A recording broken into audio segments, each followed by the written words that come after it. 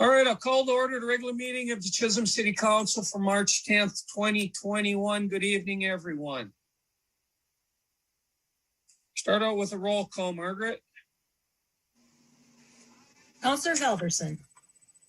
Present. Councillor Mikola Raha. Present. Councillor Fountain. Here. Councillor Lance. Here. Councillor Vaki. Here. And Mayor Champa. Here. All right, adopt the agenda. Margaret, we didn't have anything last minute, did we, other than some little changes we can talk about, right? That's correct, Mayor. Thank you.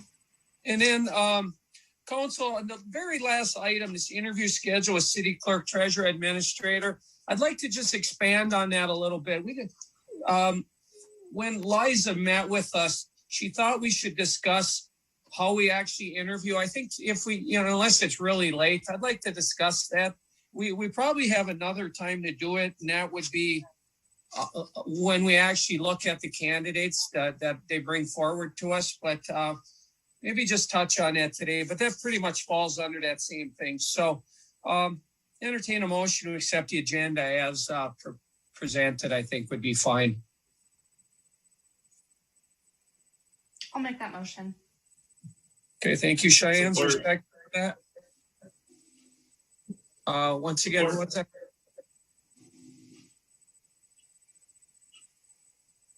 Margaret, did you get that? Yes, that was Councillor Vaki.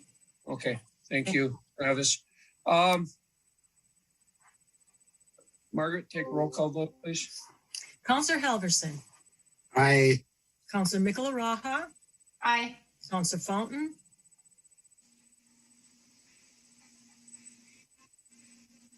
She just disconnected.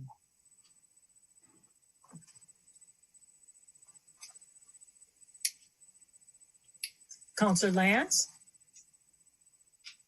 Aye. Councillor Vaki. Aye. And Mayor Champa. Aye. Okay, the agenda is adopted. Pledge of Allegiance.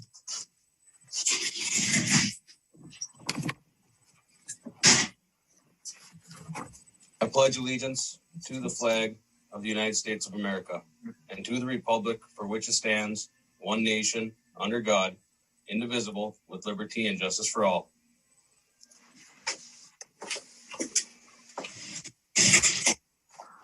So before we move on, let me just look through. Eileen, did we have just Michelle Olson on? We Dave Jalapa is not on. Is that correct?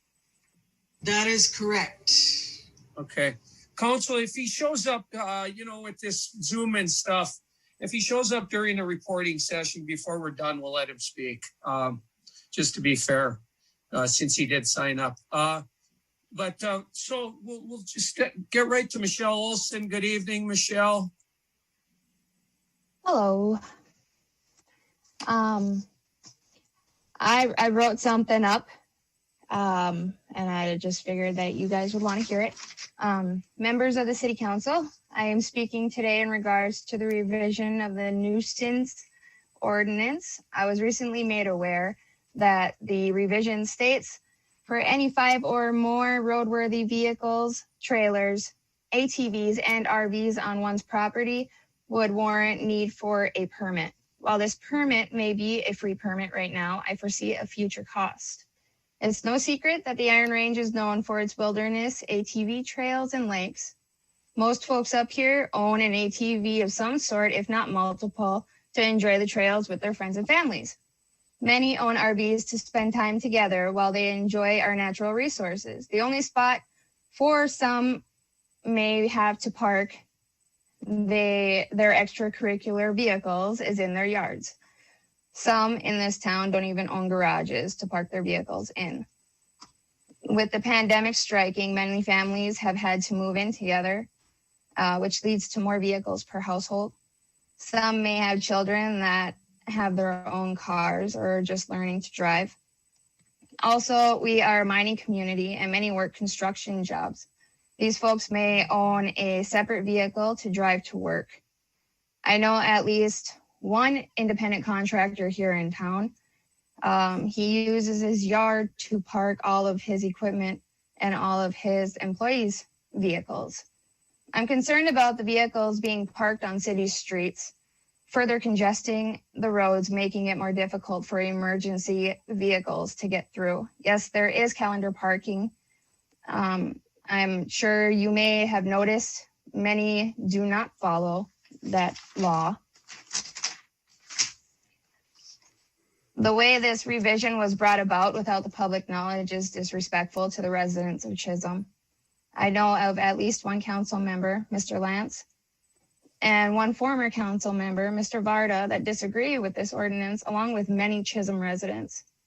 I'm asking for a retraction of the revision until residents can be further involved by publicly attending the meetings. Thank you for your time. I really appreciate it. Thank you, Michelle. Michelle, are you aware of the current ordinance? I am not aware of the current ordinance. I was made aware of changes to the current ordinance due to the beautification process, I do believe. So this has been going on for some time. I read through it again today because I'm not a legal guy and some of this is very difficult. You do realize the current ordinance only allows for 4 vehicles and it doesn't allow for a permitting of anything above that. That's the way I read it. In some instances, we've made it easier because we're allowing for you to have 5 now and more if you can do it without creating blight. So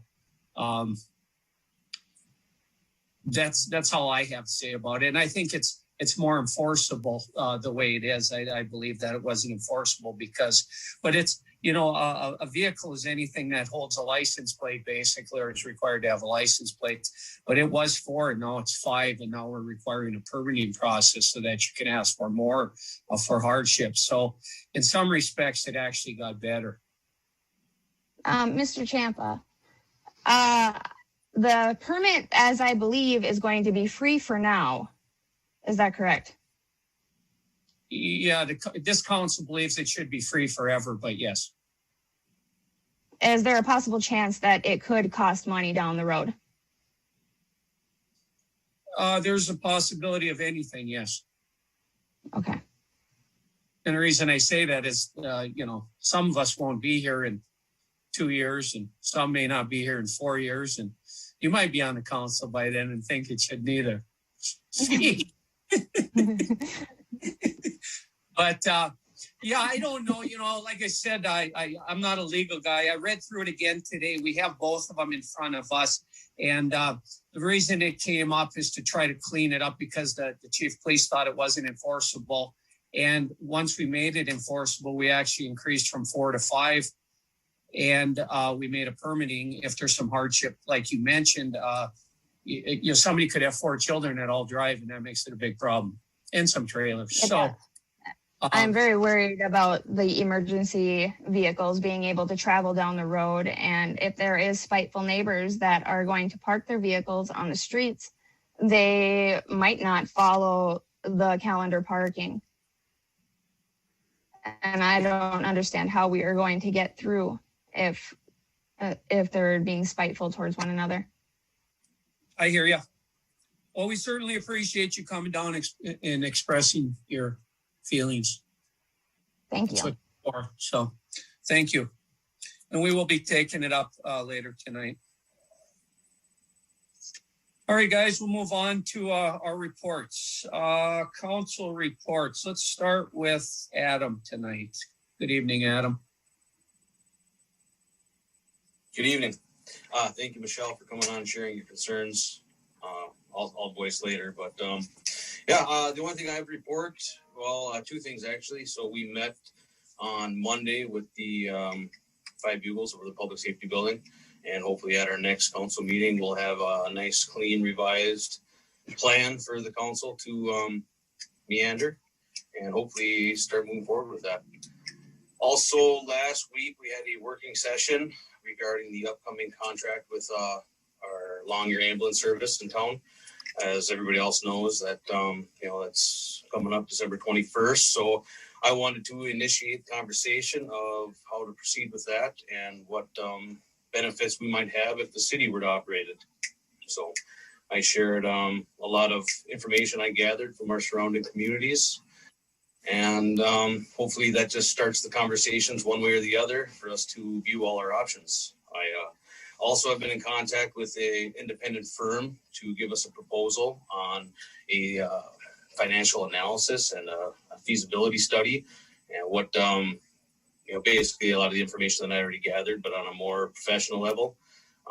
What it would look like if the city brought it in, and what kind of revenue we could be looking at. So, and again, with sustainability, better pay for our EMTs, and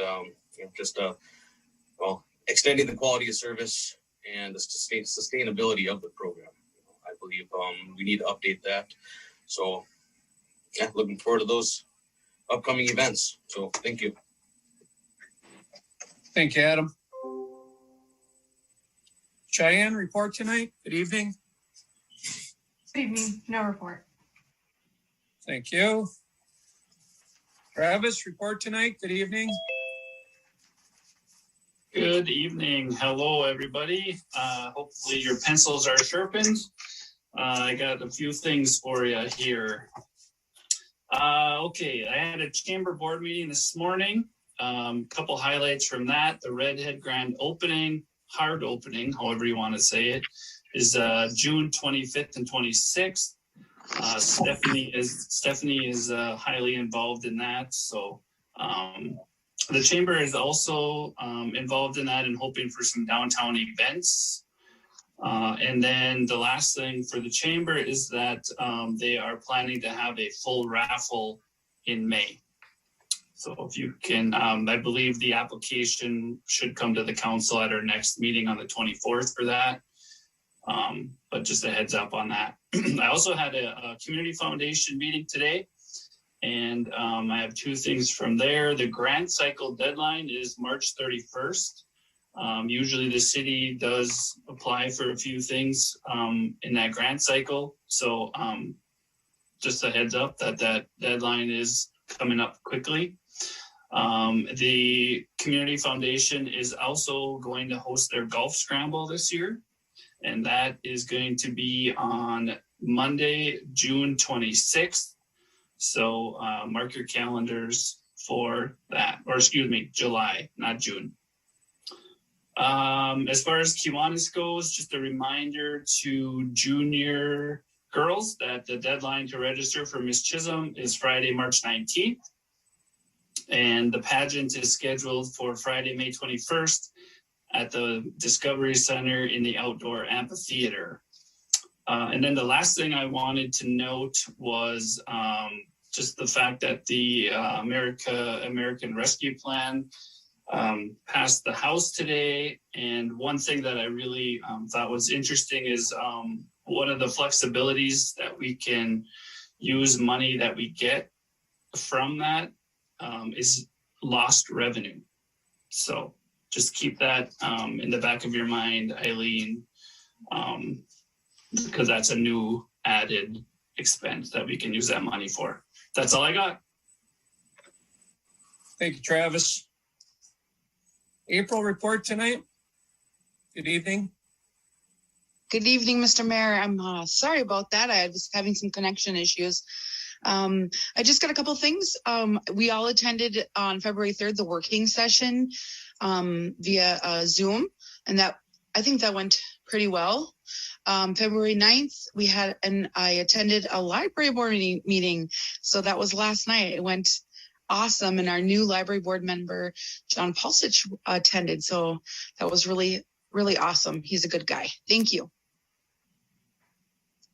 You had me lost there when you said February 3rd. I think you meant March 3rd, didn't you? Okay. Thank you, April. Marty, report tonight. Good evening. Good evening. Just a couple items. I'd like to get a meeting scheduled regarding the Redhead Trail with IROC, probably Pat Cassingham. He's there, seems to be the head of their organization. Jim Plummer at IRRB and Larry Folstead and Tanny, if they're interested in attending, and if there's any counselors interested in attending. I'd like to discuss the condition of the trail as we're coming into the season here. There are some bad corners on the trail that need repair. There's some concern over a clay section that may be too soft to ride, and signage, the lack of adequate signage. So I think we should get together with them and discuss what's warranty work and what might be considered maintenance work under our maintenance grant. So I'll try to get that set up with everybody, maybe within the next week or two. And if we could also at some point in the next week or two get together with Jim and Larry, I'd like to kind of talk about that sewer INI report from SEH and maybe some things we can do there to try and reduce that and just kind of go over what our street and alley plans are. And then finally, I see in our communications, we had something from FEMA on floodplain mapping. However, it was dated February 12th for a meeting on February 22nd, and I received it March 7th. So it's a little hard to participate in things when you don't get the notice in time. So whoever distributes those notices, I really appreciate it if you get it to us in a timely manner so we can actually participate. And I don't know if Jim Johnson was able to participate in that or not, but some of you may or may not know, John and I certainly are old enough to remember the flooding in Chisholm in 1994, and all the efforts that the city undertook to improve that. And FEMA sounds like they're finally getting around to doing some floodplain mapping in St. Louis County, and it would be good to see what they're doing there. So that's all I have. Thank you. You mean the 200-year storms we had in 2 years in a row, those two? Yeah. Those things, those events there. Yep. Marty, did you want to try to invite our trail people like to the next meeting as a thing, or you want to just do something on the side? And then as part of that question, are the missing signs on the existing part or the new part? Because we're not going to allow them to use the new part till we officially open that through council motion. So I didn't know. Yeah. Well, it was open all last year with inadequate signage, and I don't really see any improvement there. But I heard IROC is going to go out and add some signs. But yeah, that's an issue that we need to resolve and correct. Maybe reach out. Outdated, maybe reach out to Stephanie. She's in contact all the time, and we can address that. The whole council doesn't need to be involved. We just want to make sure it's safe out there. So.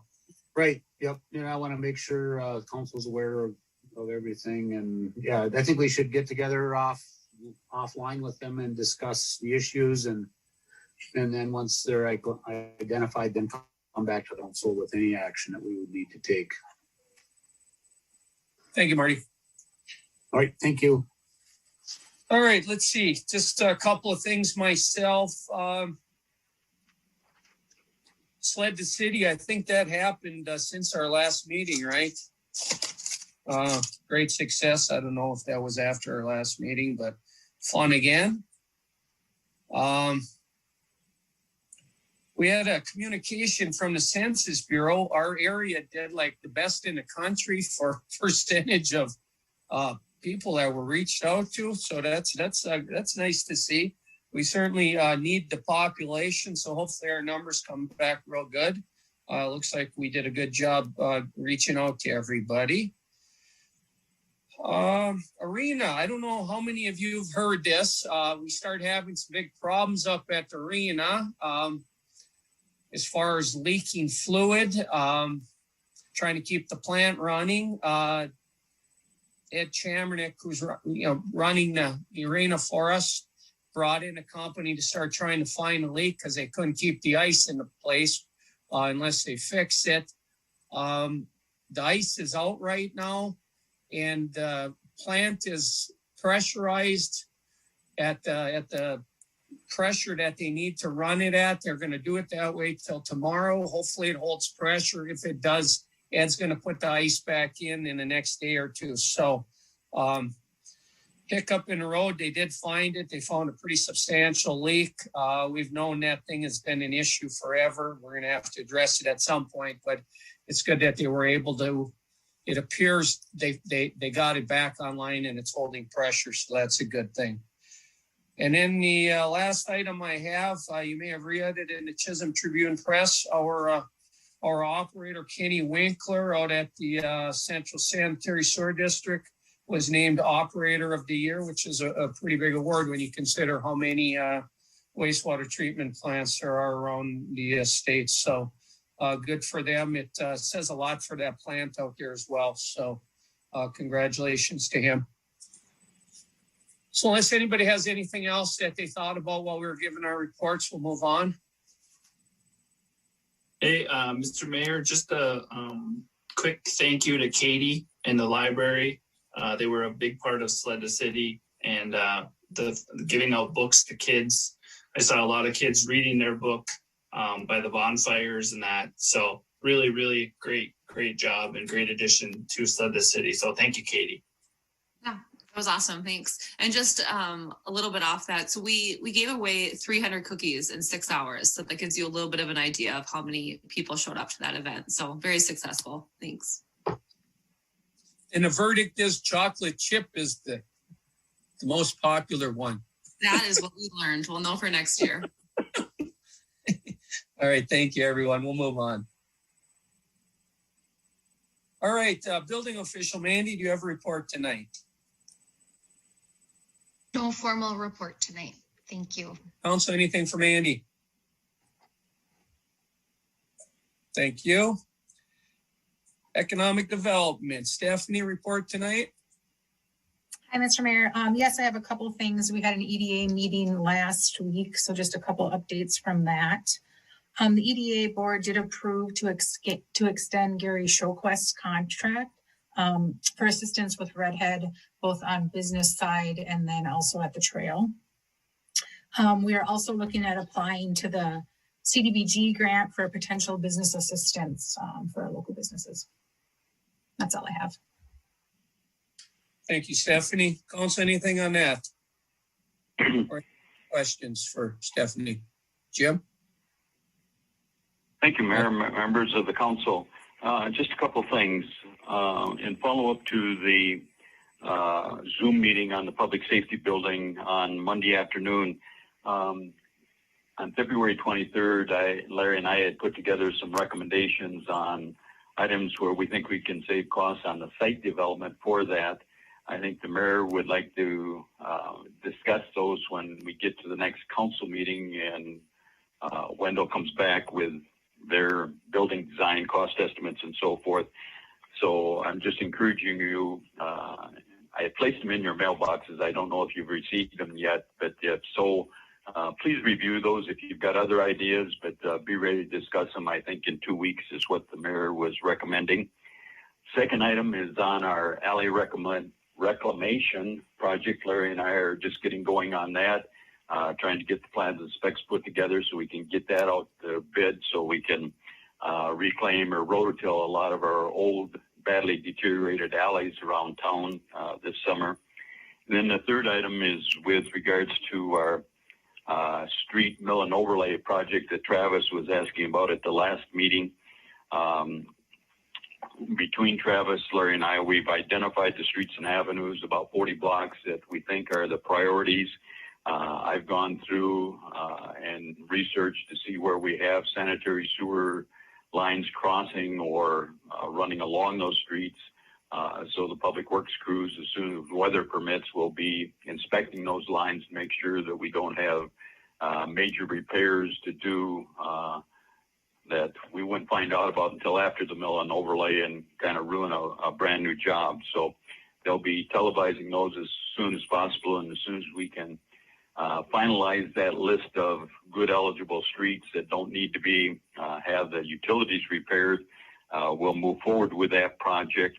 But because we are going to be going through a Chapter 429 assessment process, once we finalize that list, we'll be bringing forward a council resolution to authorize the preparation of a feasibility study and probably authorization to move ahead with preparation of plans and specs.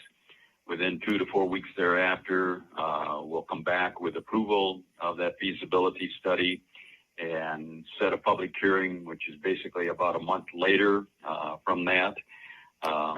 Following the public hearing, we can approve the plans and specifications as well, and authorize the bidding process, which takes about another month. So once we get to that point of starting the assessment process, it's about a 3 or 4 month process. And all I'm trying to indicate to you, it's probably going to be late summer before we get to that point of being able to accept and award a bid.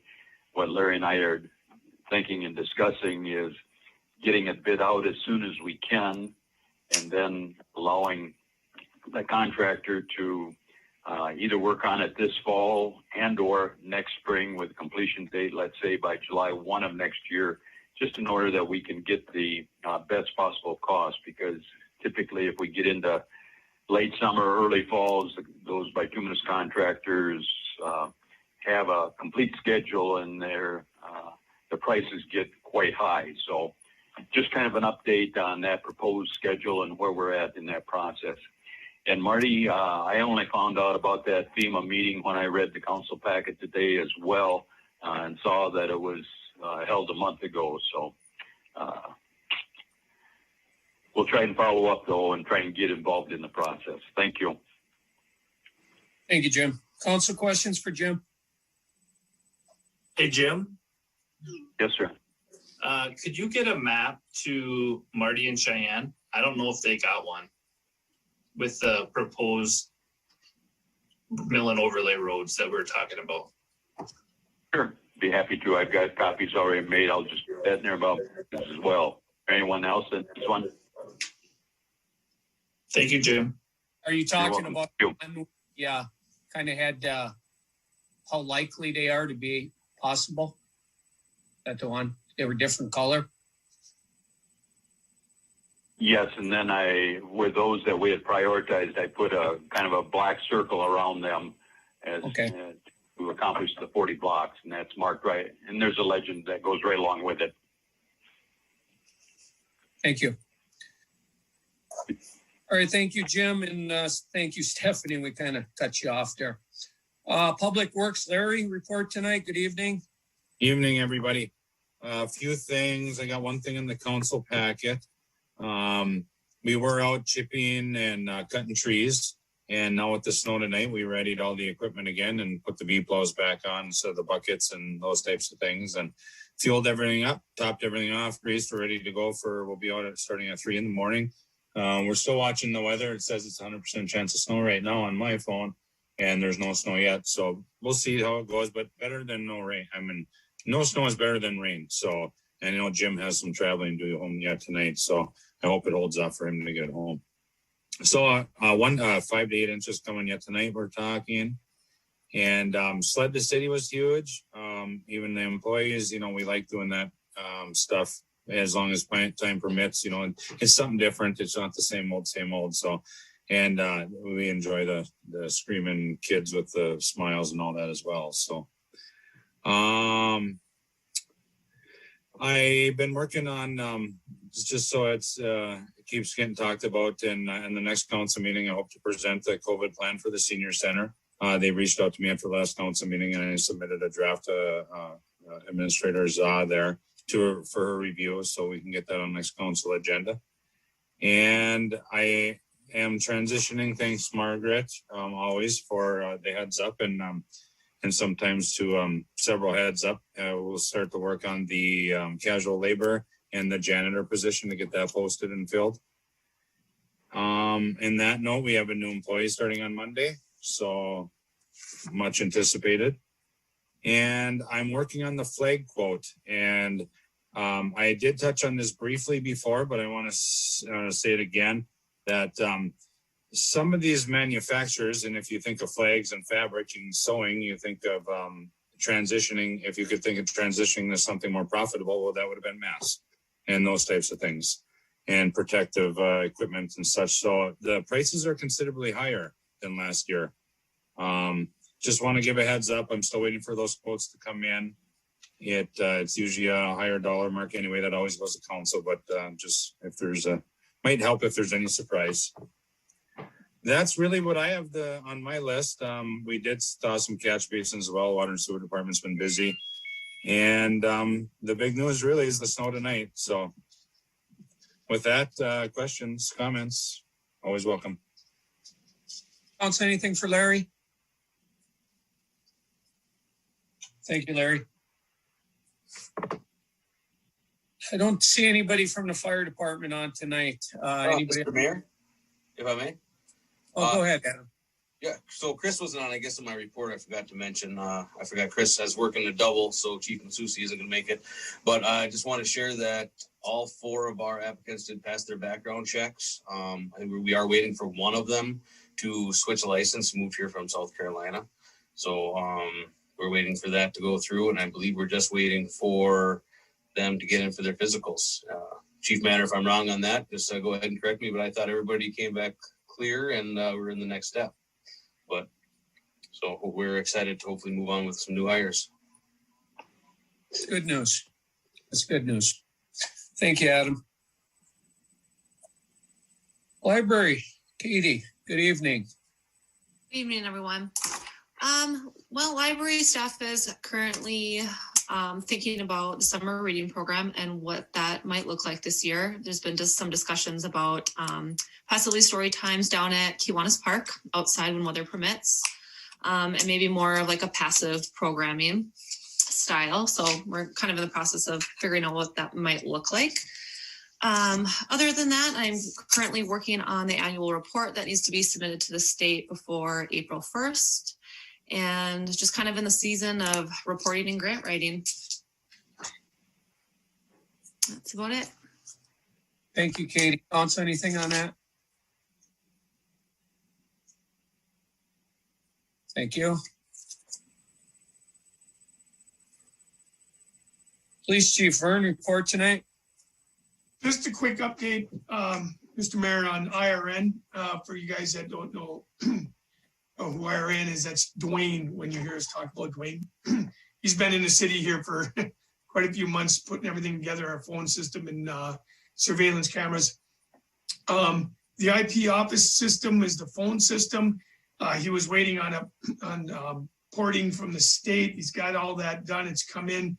So in 2 weeks, he plans to go live. So the 24th, 10 a.m. We're still waiting on doing some of those recorded messages. I know Margaret will be the voice of the city on the major end, and then we'll be doing our own departments. And some user training will be happening, but he'll be in next Wednesday to do some finalizing hookup. And then on the 24th, we'll be going live with the new phone system. So looking forward to that. The active surveillance system, we have a little bit over 20 cameras are in. There's 4 that are programmed but haven't been placed yet to it. Skate park and park down there. And then the 2 at the compost pile. There was a little problem on the water tower that we'll have that he's addressing. But the rest of those are in and just waiting to go into the networking, doing some follow up with the state and a few different ways to network that to make them a little faster so there's not that lag time, and hooking up the rest of that wireless network. One of the things that I asked Dwayne to do was, since I've been part of this, it was just finish what he has in the original bid and finish and get everything up and working. And then Eileen we can sit down and take a look at where we came in budget. He swears we'll be well under budget if we want to do any add-ons, but let's get a handle on it and get everything working before we do that. So I told him just finish what you have. He thinks that's a great idea. Eileen and I met with him today to discuss all these things and what was going on, and to give a little bit of a report here to the council. So, and we advised him, yeah, get everything done that you got going on, and then we'll figure out from there. So that's what IRN has been up to, and within the next couple of weeks, we should be looking at good results. Thank you, Vern. Council, anything on that? Yeah, Mr. Mayor. Go ahead, Vern, Adam. I'm sorry I didn't touch base with you. Also, I ran into Dwayne, and that's what I kind of brought up. I was hoping he could put together a number, or just I asked him to reach out to you as far as getting some eyes on that charging station that we put in the back of Tom and Jerry's. So obviously nothing that trumps what we already approved, but I figured as long as he's in there, hopefully that's something that we should be worrying about securing. Yep, oh, absolutely. And Councilor Lance, and matter of fact, he said, I'll put those together. So when we get that final, how much is left, he said, I'll put together, here's the estimate packages. And there were a few more things that people were talking about. Maybe we should put it here, but there. And he said, I'll put all that together so you guys can make a good informed decision. I was just worried because I haven't seen the numbers roll through because of how this is going. So I'm like, let's figure out where we're at first. And I know Eileen would be a lot more comfortable going, yep, we're well under. So, but yeah, he said he would do that and put stuff together for us. And I know Larry had some ideas too. So we'll come back with another report to say where we're at and let the council decide what we want to do from there. So thank you. Thanks, Chief. Anything else for the chief? Thank you, Vern. Just council FYI, I just received an email from Mrs. Holapa, I guess is the closest I can pronounce that. She said that she didn't get the link to the meeting. I told her to have Dave call me tomorrow with his concern. Talk to me about it, and I'll get the council up to speed on what his concern is with McNiven Road. So as soon as I hear from him. My guess is it must have went to their spam or something. All right, we'll move on. Rec Director Tammy, good evening. Good evening, everybody. Just a short report here. Youth soccer registration is underway. Those are due by April 8th. I am looking for more soccer coaches, Marty. At our last rec board meeting, the board had decided to keep all of the registration fees for all of our leagues and our summer rec program as they were last year with COVID and stuff. People are struggling. Eileen and I did some interviews for the summer rec directors, and summer rec, trying to figure out how to run that program also. The board had instructed me to not send out any registration forms until the beginning of May, because if things change, we would like to have it wide open for all the kids, but we may have to separate the groups. It all depends.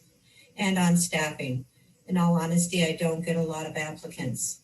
I use every venue that I can figure out, but for the two directors, I only got 2 applicants this year. So, but that's all I have as a report today. Thank you, Tammy. Council, anything for Tammy? All right, thank you. Move on. City Attorney report tonight. Thank you, Mayor. No formal report, but I am happy to field any questions the council may have for me. Council, anything for the attorney?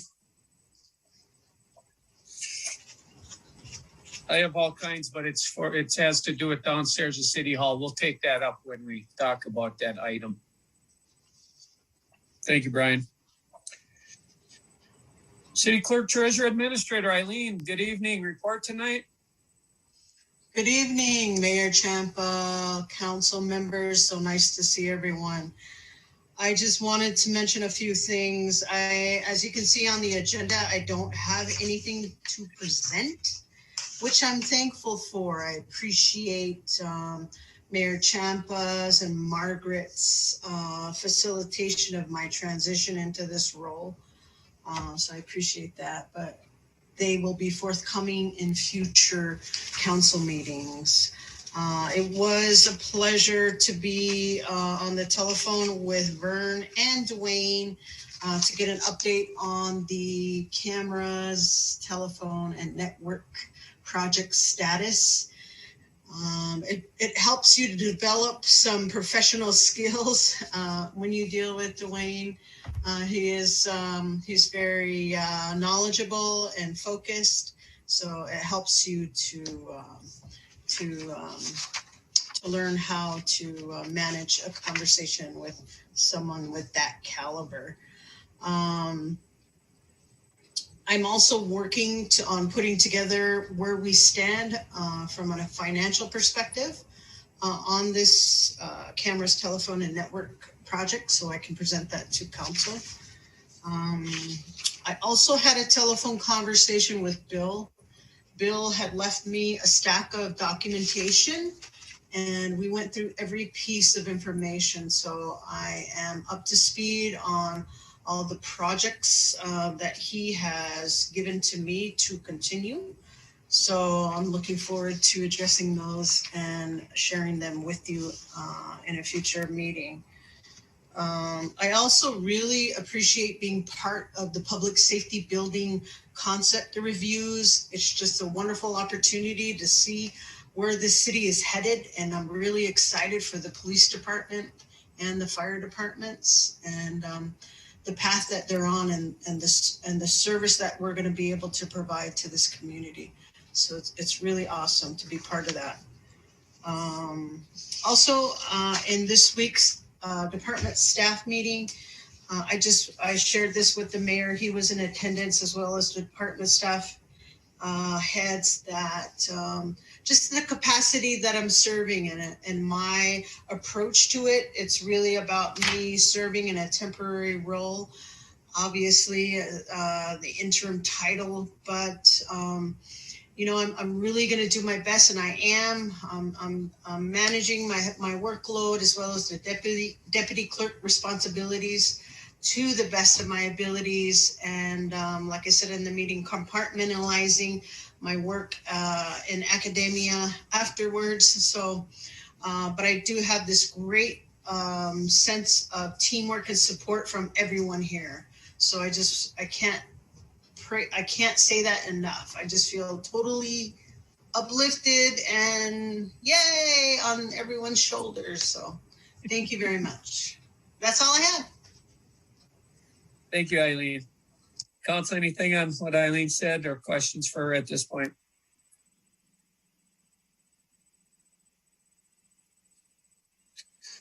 All right, we'll move on to the consent agenda. This is the list of bills, communications, which are the fire department minutes, Parks and Rec Board minutes, Police Commission minutes, Chisholm Independent School District 695 communication, FEMA flood risk review meeting invitation, League of Minnesota Cities Post-Traumatic Stress Disorder communication, United States Census Bureau 2020 communication, minutes of previous city council meeting of February 24th, 2021, a regular meeting, payroll and overtime. Let me just note one item under Councilperson Baki's report at the February 24th meeting. We inadvertently put the same sentence in there twice, so we'll remove it where it says he's excited for the new hire for Larry and his public works team. So I'm looking for a motion to accept the consent agenda. I'll make the motion. Thank you, Marty, for a second there. I thought maybe I got lost. Who seconded that? Cheyenne. Cheyenne. Okay, motion by Marty, second by Cheyenne. Further discussion? Margaret? Counselor Halverson. Aye. Counselor Mikola Raha. Aye. Counselor Fountain. Aye. Counselor Lance. Aye. Counselor Baki. Aye. Mayor Champa. Aye. The motion passes. All right, let's jump right into the meeting here. Stephanie, resolution 0321-30, accept funds from Minnesota Power for Delta site work. Yes, hi. We received $5,000 from Minnesota Power to contribute towards site work in the development of potentially the Essentia St. Louis County daycare area next to Delta that we've discussed. Council looking for a motion to accept, adopt resolution 0321-30 and accept that donation. I'll make the motion, Mr. Mayor. I'll support. Motion by Councilor Halverson, second by Councilor Lance. Further discussion? Margaret? Counselor Halverson. Aye. Counselor Mikola Raha. Aye. Counselor Fountain. Aye, good job. Counselor Lance. Aye. Counselor Baki, Aye. Mayor Champa. Aye. The motion carries. Letter of support for Mine Tour project. We had a review of last week, our last meeting, and a contribution of 2,500. Stephanie? Yes, hi. This is just following up from the last week presentation. Like Mayor Champa said, it'd be the letter of support, and then $2,500 would be contributed by the city with $500 contribution by Minnesota Discovery Center. I do have enough budgeted in the economic development budget to cover the $2,500. Council, looking for a motion. I think that's going to Mr. be a Mayor, great I'll make project. that motion. Okay, thank you, April. Second for that. Support. Support by Councilor Baki. Further discussion? Margaret? Counselor Halverson. Aye. Counselor Michelaraha. Aye. Counselor Fountain. Aye. Counselor Lance. Aye. Counselor Baki. Aye. Mayor Champa. Aye. That motion passes. Thank you, Stephanie. Thank Larry, you. driver license policy. Good evening. Let's see, I switched the background to something a little more appropriate, Mayor Champa. So, I know. I'll write you up tomorrow. All right, so thanks everybody. Very to the point policy here. You've heard me say before, some safety rules are written in blood because somebody got hurt. Well, sometimes there's a policy because something happened. So we kind of had a near miss in Public Works with a driver's license. It really turned out to be an error. I don't know if it was error in the state of Minnesota or, in the mails or however, things happen. It doesn't ultimately matter. But, these things do come up and this is a policy that was recommended from League of Minnesota Cities through our insurance agency there, Van Bach. And really, it was a standardized form sent to me. I just edited it with the city of Chisholm stuff. And pending any legal requests there or legal verbiage from Attorney Lindsay for your support in making this a policy so we can do annual driver's license reviews on all of our especially in Public Works when we operate designated vehicles like Class A and B vehicles. So, Larry, what do you do with this? You would give these to all the employees first of the year, whenever you do it. They fill it out, they get it back. Vern reviews them all, or he runs them all, make sure everybody has a current driver's license or something like that, or what?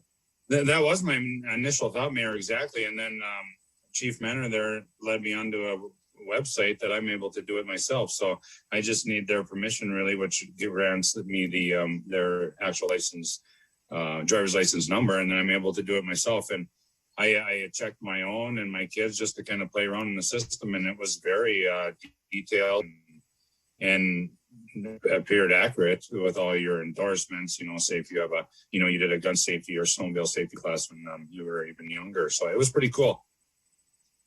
Attorney Lindsay, any concerns with this this form? And the second part of that would be if we just approve this form and direct the supervisor to do this once a year or something, is that adequate? Is that legal? Is that all okay? Yeah, Mayor, I have reviewed the policy, the form. I have no objection to the use of the form. The council can authorize the use of that form to undertake the policy. What would be the best practice would be at some point in the near future, we would reduce the policy about how the checks are going to take place to writing, just so that we can give notice of the policy to employees if they have any questions. But essentially, the city adopting a policy that this is what we're going to do from here on out as far as monitoring driver's licenses for certain of our employees is perfectly acceptable.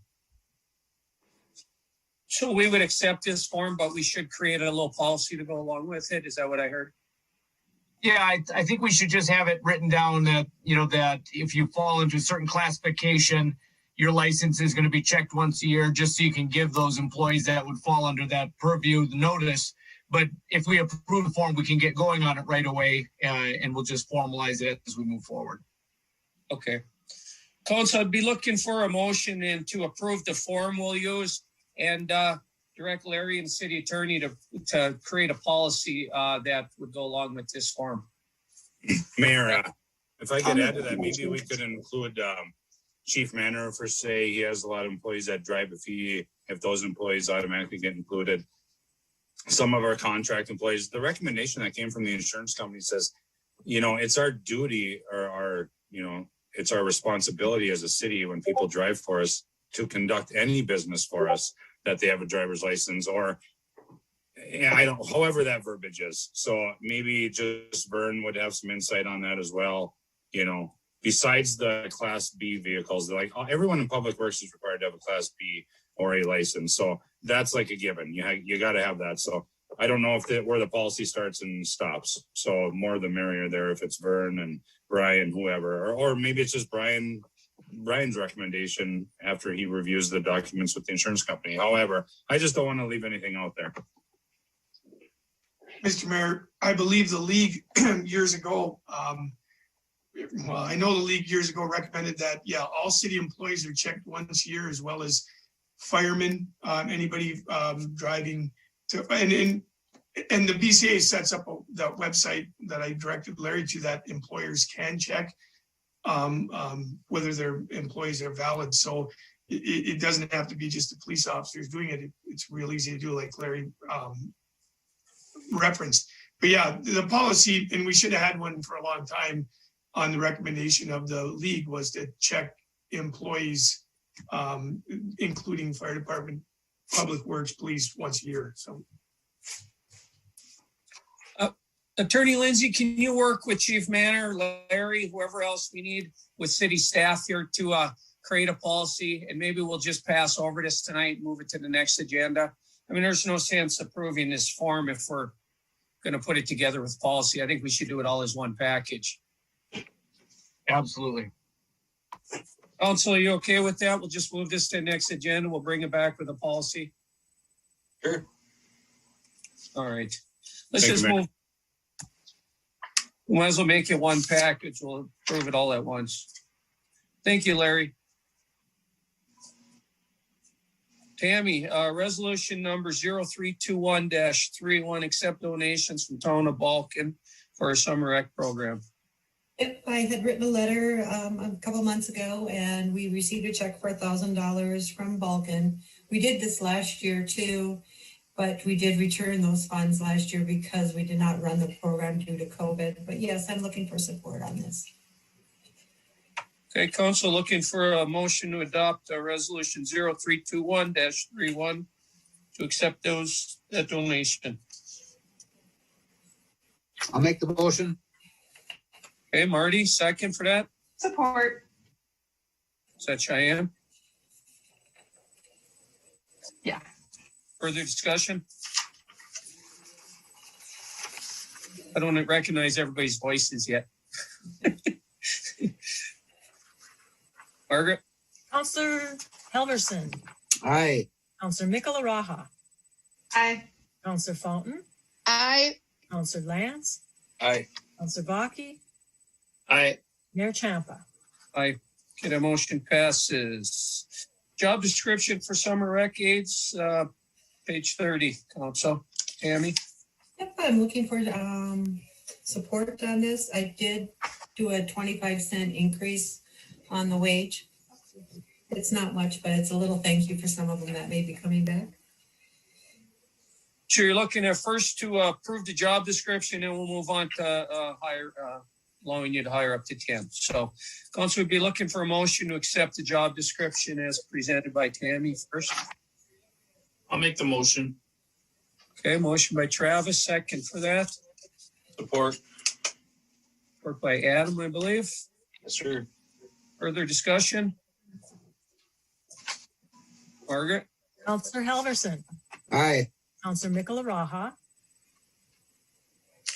Aye. Counselor Fountain. Aye. Counselor Lance. Aye. Counselor Baki. Aye. Mayor Champa. Aye. Okay, that motion carries. Second part of that, she wants to hire. Yeah, to start advertising and hiring up to 10 recreational aides for the summer rec program. Okay, council would be looking for a motion for that. I'll make that motion. Oh, go ahead, Adam. I'll second. Okay, motion by Adam, seconded by Travis. Further discussion? Margaret? Counselor Helverson, Aye. Counselor Mikala Raha, Aye.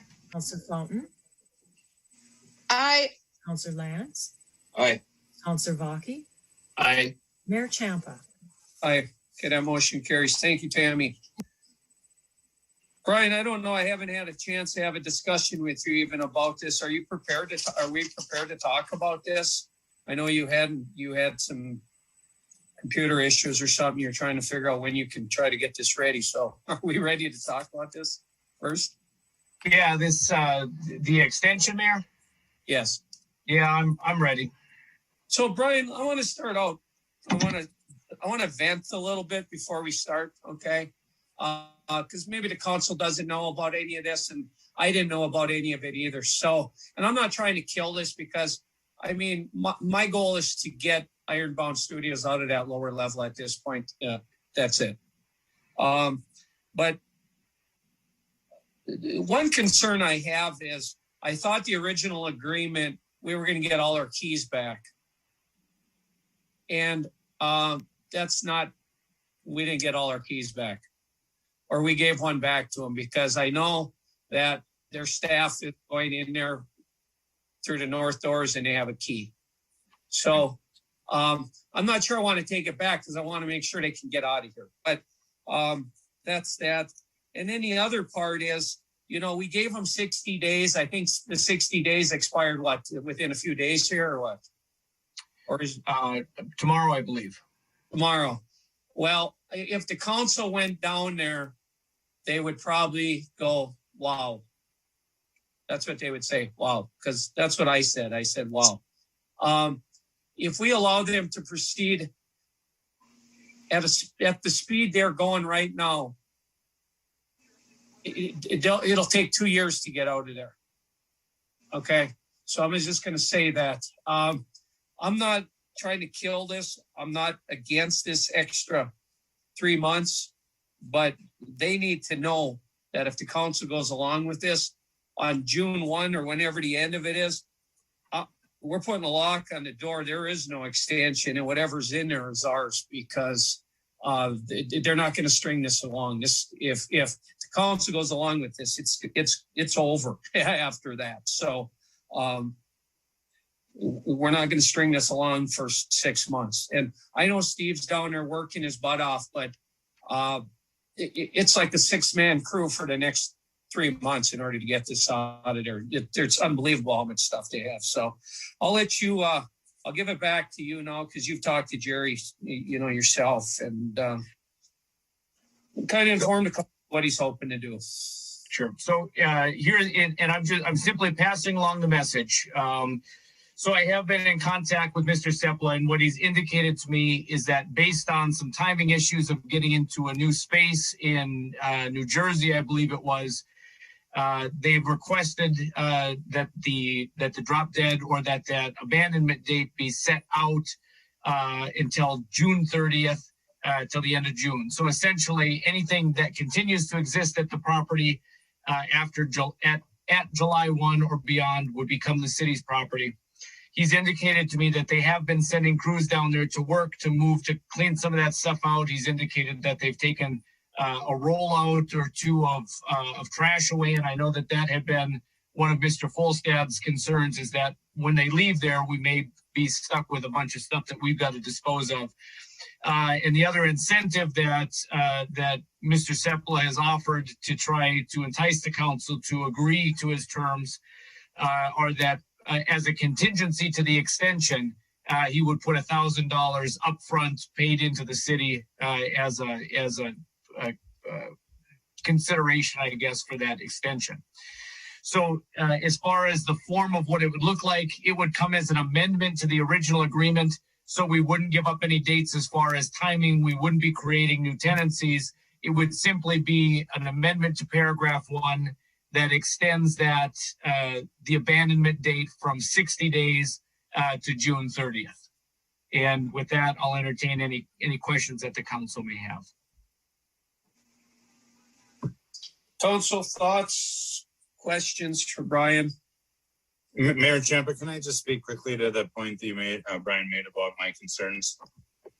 My concern is, and I expressed it to you and a few others, that it would be my opinion, though, that I'm not down there daily, don't get me wrong, and I have seen some trash come out of there.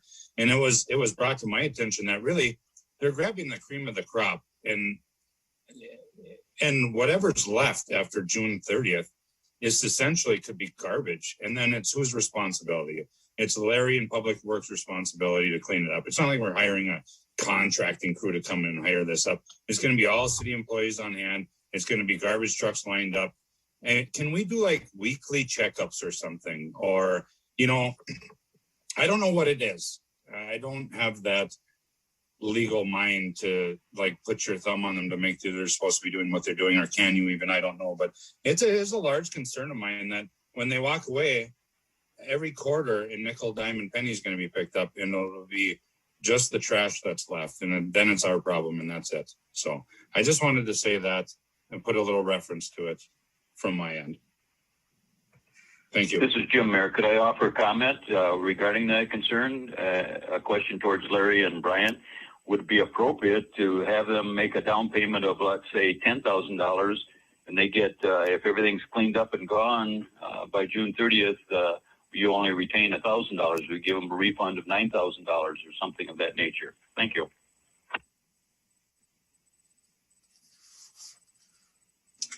They're not going to come up with that money, Jim. Sounds, you know, Larry, you're probably 100% correct, but good thing we got casual laborers coming on this summer, and you're going to have rain days. It's going to happen. I'll just tell you that. I think be happy that we're moving them out, because as far as I'm concerned, they haven't upheld one obligation they've had to the city for the most part from day one. So at this point, as long as they're moving towards the door, I'm happy. So I don't know. Mayor, I have a question, if I may, please. Yep. I don't recall if we've discussed what's going to happen with the loans that they have with the CDA, EDA, because those are still outstanding. Beat on that, please. Yeah. You recall? I do recall, Mayor. So Mr. Steppel, on behalf of Ironbound, has expressed that he intends, and it is his intent to make payments on those loans and to stay current. And my understanding is that just recently, as of the end of January or about that time, they had made a $4,000 payment toward their EDA CDA loan. So you did confirm that, Brian, because I was reaching out to you. Yeah. I did confirm that just recently that entire payment was intended to be toward their EDA or CDA loan. Thank you. Brian, is there some other part of that? They were going to be paying us some other money on a monthly basis for 60 months or 20 months, or I'm going from memory too, but for some of the money they owed us? It's correct, Mayor. We did. There was an amount for out-of-pocket costs that the city had incurred, utilities and the like on their behalf. And we did, as part of the agreement, reduce that to a monthly payment. And the city agreed that we would essentially self-finance that for over a 60-month period at, I think, 2.25% interest. Eileen, have we received it? I'm sorry, say that again, Mayor. I was just wondering if we received it, other money. Yeah. Just that $4,000. That's all I show. I also have another comment, Mayor. Is under these circumstances, I think it's important that we take a look at the opportunity cost, right? That's going to be associated with this, and it just goes in line with what Larry had said. And you and I went down there and saw just how much work is left to break down all of those sets and how much money and time and effort it's going to take to do that if they just walk away. So $1,000 just seems so minute in comparison to that. And yeah, I mean, I don't know what we'll have to do if the council chooses to accept their proposal. You know, if the use of that area is going to be hindered because of that. I just wanted to say that. Thank you. Mr. Mayor? Yes, Travis. All right. So Stephanie, my first question would be for you. This $4,000 payment, where does that put them as far as the EDA loans go? Councilor Bucky, I don't have the EDA loan numbers right in front of me here. I can look them up and let you know. Okay. Councilor Bucky, I can give that to you really quick if you just give me a second. Sure. Oh, go ahead. I'm sorry. Go ahead. I said the only reason I bring that up is because we did at our last EDA meeting lift the, we're no longer giving people a pass. They have to start paying their loans. And so I just want to make sure that truly would, you know, or how far that would prolong them in that process. My other concern would be right now, it may be more beneficial for us to not accept this $1,000 and move on and just take pictures of those sets, because at the price lumber's at right now, we would have people knocking on the door to come break those sets down. So, you know, yeah, I think we should look at it from that perspective also. So I'm leaning toward a no vote. Mr. Mayor? Yeah, I don't understand why everybody just doesn't want to get on to another year extension with these folks. You know, we could probably make some good money if, you know, we do it right. But how about we do like a $2,500 a month fee up front for a small little portion of the facility in the background there? Probably not very. They always. Something I'll say on a more serious note, we have those sections back there, you know, where they do have the sets. Guaranteed people will buy that. Lumber is very expensive. I guarantee we could do something, utilize those. I know the fire department would be more than happy to come through there, whatever's left, whatever it be scrap, you know, we can use it for our training, you know, different sets we can put up and maneuver around. So there's different ways we can utilize that stuff so it doesn't all fall on Larry and the crews. But we will be having a training burn come up soon. So those are also things that we'll need for boarding up windows and, you know, utilizing some of the structures that some citizens were so kind to donate to us. So there's a lot of different things we can use those sets for. And I think the fire department would be more than happy to kind of take a walk through there and do whatever they can to help the city and deviate some of those costs. But I would definitely not support an extension either. Mr. Mayor? Yes. Thank you. I do not support the $1,000 to be paid up front fee or having them stay in there, because we had how many meetings on this? It defeats the purpose of everything of those meetings that we discussed and we all agreed upon. We've written up some information to them that said that they needed to be out by a certain date. And we gave them how many tries of back and forth. So I am at a no as well. Thank you, April. Marty, I might as well have everybody chime in here. I agree with Travis and Adam and April. They've had their chance. This has cut them off. And we'll do it. Now, when we direct the city attorney to call them tomorrow and tell them the doors are getting locked at the end of the day and whatever's in there belongs to us, just so you're aware, it don't look like they ever moved out, okay, at all. So I just so you know that, okay, I just want everybody to know that. It don't matter to me either way, but I know exactly how you feel. Some of us have been doing it for 2 years. A couple of you luckily just got on the council 3 months ago, or 2 months ago. So it was going on way before that. When Cheyenne around the council before, it was going on.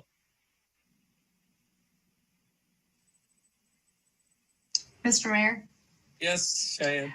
Yeah, this is certainly not a new conversation to me either. Sorry about that. Oh goodness. So I guess my only question here is when that last agreement was drafted, how much time were they 60 how days. much time so they've had 60 days at this point? I think we did it. We approved it, and the 60 days started about a week later because there were some things that had to get done before we could start it. But yeah, it's been about 60. It'll be like 65 days tomorrow. But if you went down there, your mouth would just drop. And that ain't encouraging anybody to do one thing or another. Just so you know, if we agree not to allow them an extension, there's hundreds of man hours in there to get that cleaned out at this point. And I mean, possessions, everything that you need to make a movie. And I don't mean just sets. I mean everything, clothes, everything, lamps, anything that you would furnish a house with, couches, you know what I'm saying? So, like you said, when I did the 60-day thing originally, yes, I expected them to be out tomorrow, just like the rest of you. So, Mayor, if I may. Yes, I encourage you. 60 days ending tomorrow may not be entirely accurate. I was calculating 60 days from January 11th, which I understand was the effective date of the contract, and I did factor in 28 days in February. So it's a couple of days beyond tomorrow, but not much. It was 60 days from January 11th.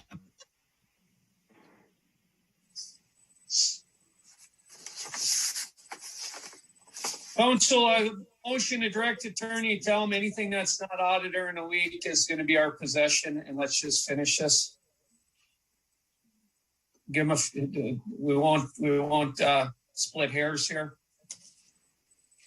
Just a thought, Mr. Mayor. I don't know if there's any way we could get somebody in to manage the removal, like fire department. It sounds like they can help, but I wonder if there isn't maybe Salvation Army, but somebody like that, charitable organization that could maybe distribute things to the needy, people looking for furniture, looking for, people with low income that need things.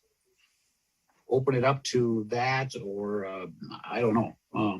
Lumber, like you said, lumber is expensive. I'm sure people are going to be looking at that, but yeah, it sounds like we need somebody that could maybe come in and help the fire department, help city crew, or maybe they can just manage it. But we should think about uses for this stuff. If there's low income or needy people that need furniture, need lamps, need any types of furnishings to make that accessible to them. And I'd support anything We don't want regard.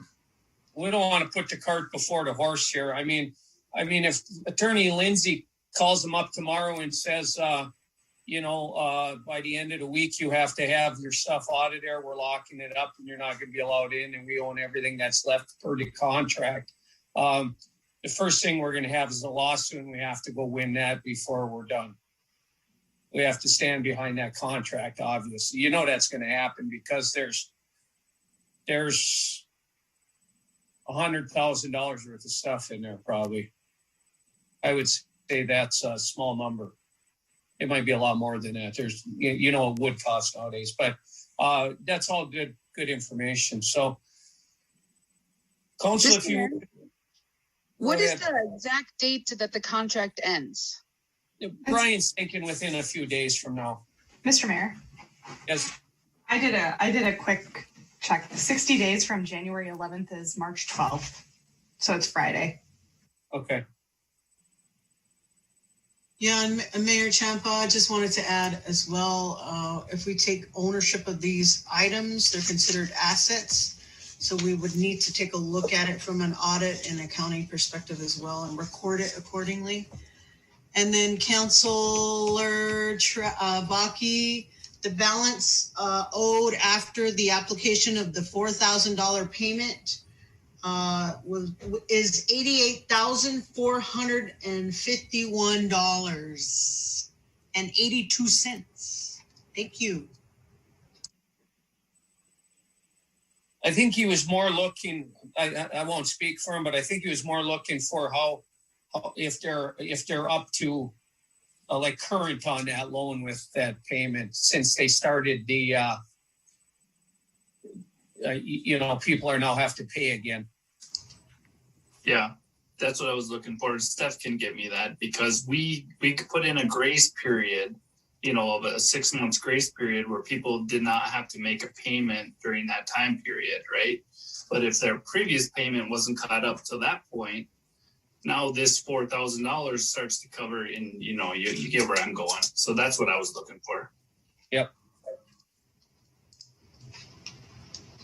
Well, I'm not going to beat this to death. Attorney Lindsay, I guess the council's telling you need to call Mr. Seppel up and tell him he needs to be out at the end of the contract or we're taking possession of what's in there. Very good. Thank you, everyone. All right, we're going to move on. Mr. Mayor, do you need a motion? I'm sorry, who was that? It's April and Cheyenne, actually. Do we need a motion then to direct to Attorney Lindsay to talk to the Jerry Seppala? No, because by default the contract is up. So okay, thank you. We can lock the doors at the end of the contract, and nobody's allowed back in there. So I don't think we want to muddy the water, unless Brian thinks so. No, Mayor, I agree with your assessment. The item that came before the council was a request, and taking no action on the request leaves us with the status quo, which is the settlement agreement. So absolutely correct. Thank you. All right, council, let's move on. Ordinance amending Title 9 Nuisance Health Public Safety, Chapter 94.05 of the City Code entitled Nuisance Parking and Storage, second reading. Council, you're aware that tonight, should we move forward, it'll be a motion and support and a vote up or down. We can't change anything at this point. That's where we're at. We can discuss it to see if you can get somebody to lean one way or the other. You're welcome to do that. But it's pretty straightforward at this point. If somebody wants to make a motion to pass it and a support, we'll discuss it and we'll vote on it. So since we can't change it, that's what I'd be looking for. If wants to make a motion to change the ordinance, I'll accept that motion right now. I'll make that motion, Mr. Mayor. Okay. Is there a second for that? Support. Okay. I think we had 5 votes, 1 last time. I don't know if that's changed. Anybody want to comment or you want to just vote on it? I read it again today. And like I said, we clarified a bunch of vehicles we clarified, there were some things about which made a lot of sense that wasn't in there before with regard to not storing other people's stuff. And the reason is we don't want you to have a commercial lot just because you got room for extra stuff and things like that. So I think that was good. And I actually think we loosened it up a little bit and we're not charging for the permit. If somebody has a hardship and they need to request an extra vehicle or something, we're giving them that. We fixed that setback to, for people that have yards that aren't very deep. That's helpful. So I think we actually did make it better in a lot of ways. Travis, how do you feel? Yeah. So, before I begin, I just want to say thank you to Ms. Olson for coming on here and expressing her views. I appreciate the fact that she took the time to actually come and talk to us about it and not just post on social media. But I just want to reiterate, I was on the initial committee that started this. We all agreed that this was a no-win ordinance, no matter what we did to it. So we tried to make it as fair as we could for every citizen in the town and every household. And I truly believe that we came up with that. We We made it better by increasing it to 5. We put the setback at 25 feet instead of 100. The permit itself, it takes a little bit. You have to fill it out and draw a little sketch of your place. But it's good for 5 years with a 5-year extension.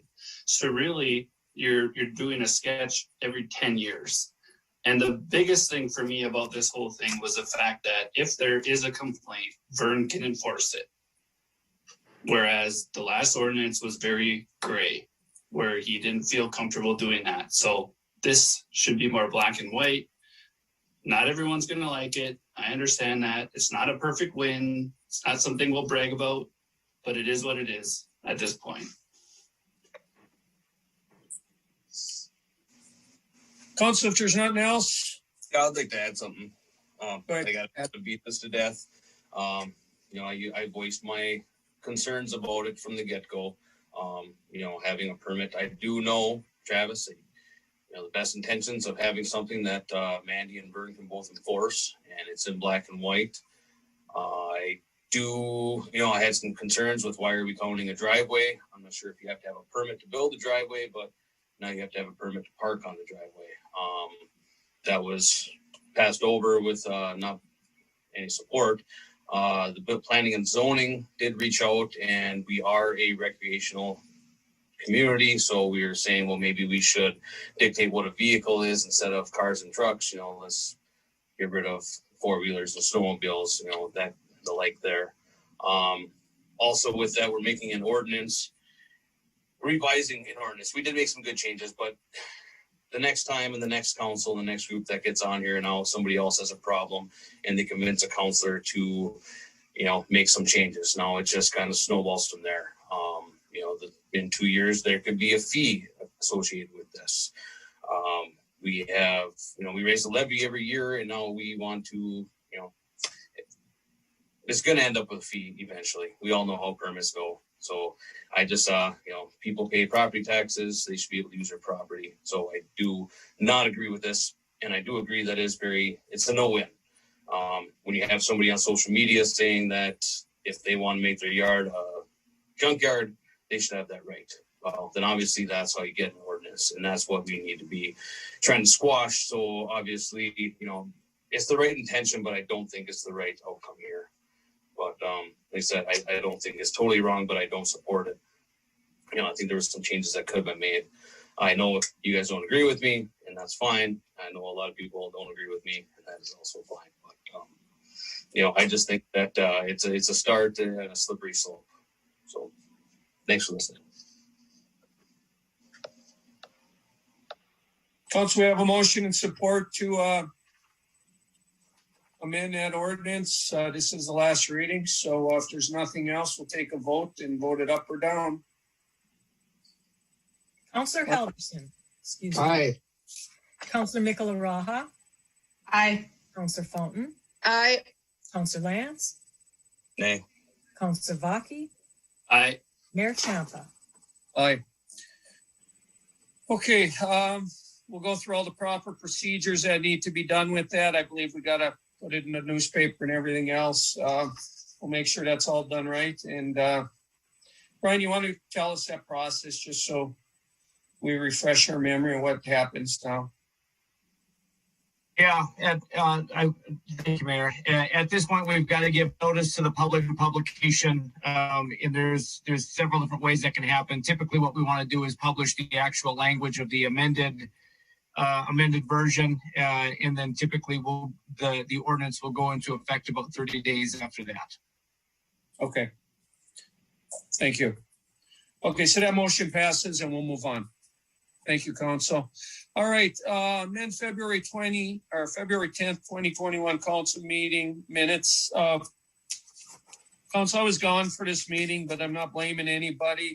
I think we've done it this way for about 1 million years with the wording on how we were doing charitable gambling. And when Jim Sports Club, who was looking for the motion to send to the state, forwarded to them, they said this is not adequate. It needs to say lawful gambling only.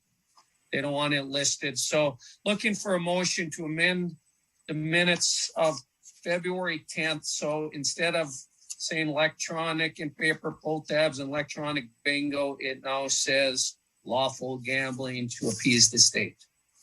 I'll make your motion. Okay, seconded by Councillor Halverson, I believe. Yes. Discussion. Margaret? Councillor Helverson. Aye. Councillor Mikuláraha. Aye. Councillor Fountain. Aye. Councillor Lance. Aye. Councillor Baki. Aye. Mayor Champa. Aye. Okay, that motion passes. Council, at the last meeting, we approved the job description for emergency management. I thought we were posting it at that time. I didn't know we had one more step. Well, we needed to clarify the wages of the emergency management coordinator and the assistant emergency management coordinator. $150 and $50 unless council wants to do something else. That's kind of what kind of came out of the last one. The chief that was our previous chief had $300.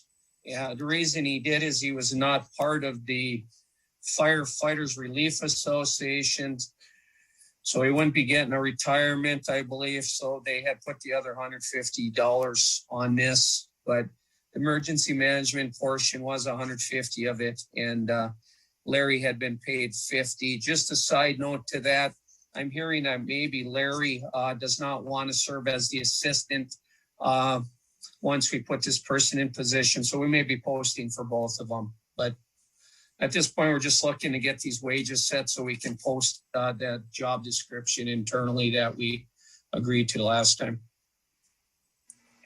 I'll make the motion to set the pay for emergency management coordinator and the assistant. Okay, thank you. Dollars. Is there a second for that? Support. Supported by Mikuláraha. Further discussion? Margaret? Councillor Helverson. Aye. Councillor Mikuláraha. Aye. Councillor Fountain. Aye. Councillor Lance. Aye. Councillor Baki. Aye. Mayor Champa. Aye. Okay, the motion carries. Resolution 0321-32 appoint trustees for 451 deferred comp plan with the retirement of Bill Manny, Administrator Manny. We'd be putting Eileen in that position, and I'm also on there. So pretty straightforward stuff. Be looking for a motion to make that change. I'll make that motion, Mr. Mayor. Support. Okay. Thank you, April. Thank you, Travis. Further discussion? Margaret? Councillor Helverson. Aye. Councillor Mikuláraha. Aye. Councillor Fountain. Aye. Councillor Lance. Aye. Councillor Baki. Aye. Mayor Champa. Aye.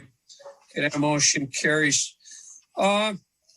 Council, I think most of you probably received my email that I'm kind of getting sick of extending our local emergency when it's doing nothing for me except, everything we're doing up here, we're already operating off of the governor's orders. My email was to Brian, basically CCing everybody else, but I kind of want to reach out to the attorney and ask him if he can come up with any really good reasons why I should keep extending this when Chisholm is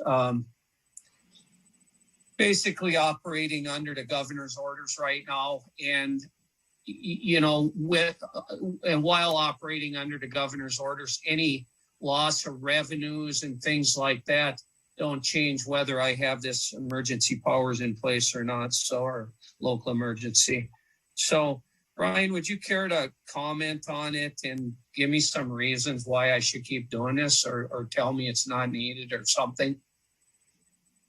I'll do my best, Mayor. And what I'll do is I'll give you just kind of a little bit of background that we've probably all heard before, but there's been some new developments that may make it, may continue to make this declaration relevant. So the primary features of declaring a local emergency, I mean, as a practical matter, does it change what happens on a day-to-day basis in town? not a whole lot. The primary features and benefits of having the local emergency declared are that it allows staff to have a little bit more flexibility in paying bills and doing things when they can't have immediate contact. It allows us to have our meetings remotely, or at least paves the way for that to make it a little bit easier. It allows us to bend certain policies if it's beneficial in light of conditions that are created by the emergency. And then there's the funding aspect of it, where having the declaration in place allows us potentially to access some additional emergency funding. And the new development is this. Some of the funding that may be implicated by the emergency declaration would be FEMA funding. And there's currently before the Minnesota House a bill or a proposal that would require the cities to go back and seek FEMA funding to reimburse for certain CARES Act expenditures that we make. And if that's the case, and if that bill gains traction and moves anywhere, we may want to have this declaration in place just to preserve our right to seek FEMA funding by having an emergency declared. So that's kind of the new developments. From a standpoint where the rubber hits the road, is it making a huge impact? Not really, because it's only implicated in those areas where we really need it. And we only, by our policies, have to effectuate so much of the policy as is needed to help preserve significant loss or to preserve the safety of the community. So I hope that helps answer the question. If there's specific questions, I'm happy to try and field them. Thank you, Brian. Council, I guess there's no harm in continuing it. We'd be looking at continuing our powers until our regular meeting on March 24th. There is one correction in the fourth whereas. There's a February 13th, 2021. It's really supposed to be March 15th, 2021. I guess I'll entertain a motion to extend emergency, the city emergency, local emergency. I don't think we want to leave money on the table. I'll make that motion to extend the local emergency. Is there a second for that? Support by Nicola Raha. Further discussion? Brian, I got a question. So obviously extending the local emergency, that doesn't dictate that we have to keep City Hall closed or that we can't open. You know, it's just telling us that we're still following the guidelines while receiving some extra cash, but we can still open up our City Hall that we've rehabbed and our other city buildings. As far as I'm aware, I believe a lot of the other cities are already, running through their City Hall open to the public. I'm not sure about libraries or not, but I think we are behind the eight ball on what our neighbors are doing. Mayor and Council Lands, you're correct. There's nothing inherent in our declaration of local emergency that mandates that our facilities be closed. The closure of facilities is more. It comes more through the governor's executive orders that basically indicates that even public bodies are encouraged to keep their facilities closed to the public unless they can be open in a manner that's safe for the general public. And so that's within a discretion that's really not tied specifically to our declaration of local emergency. Yeah, Mr. Mayor. Go ahead, Travis. I don't want to hold up the vote, but could we get an update on where City Hall is at before the end of the meeting and when we can open? And I'd like to see the library open as well. Travis, can I do a report to the council like later this week or something? Because we got to ask, I got to find out I know the contractor with the library, he's waiting on glass and things. So they're a little way out.